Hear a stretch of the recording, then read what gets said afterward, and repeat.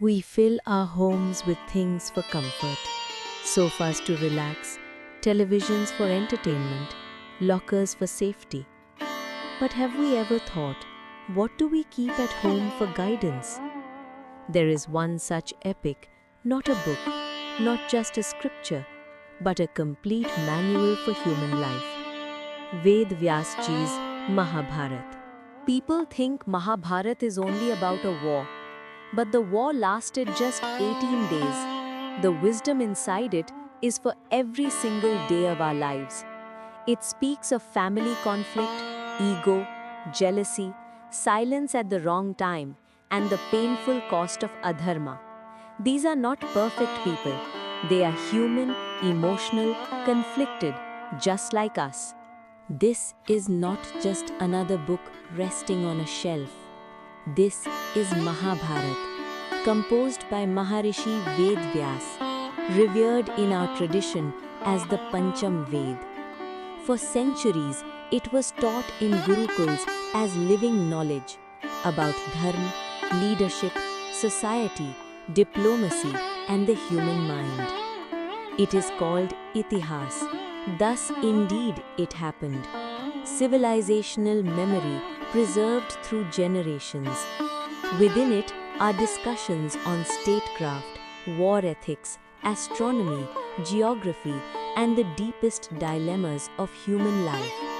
Whether one reads it as history, philosophy, or sacred narrative, its depth remains unmatched.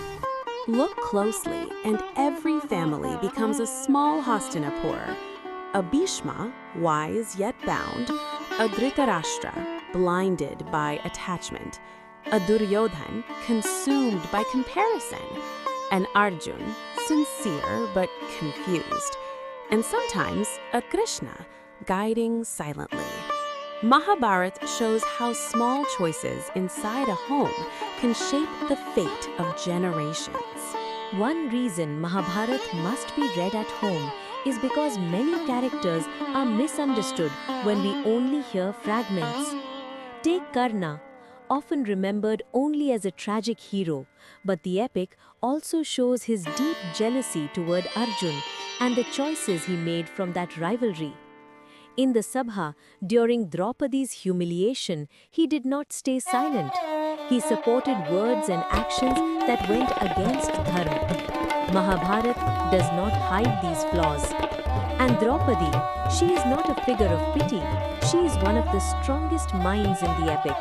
A queen, a voice of reason, a guardian of Dharma who questioned elders and reminded her husbands of their duty. She was never a toy of fate, she was a force of destiny. Abhimanyu and Ghatotkacha, young warriors whose courage shook the battlefield, showed valor beyond fear. One broke into the Chakravyuh and fought alone. The other forced the use of a divine weapon, altering the course of the war. These are not side stories. These are lessons in sacrifice, consequence, and the cost of adharma. The Mahabharata does not give easy answers. It builds Vivek, the power to think deeply. Who was right?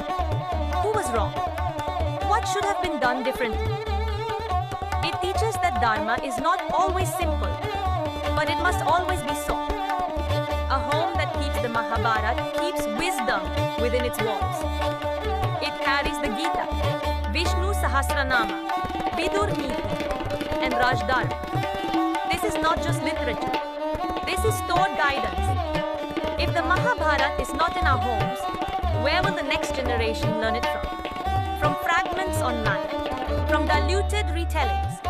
Mahabharata gives children identity, roots, and moral courage. You don't need to be a scholar. Start with a simple translation. One story a week. Let Mahabharata become a family conversation, not a forgotten book. Because a house becomes a home when wisdom lives in it. Bring Vyas Ji's Mahabharata home, and you bring Krishna's guidance into your life.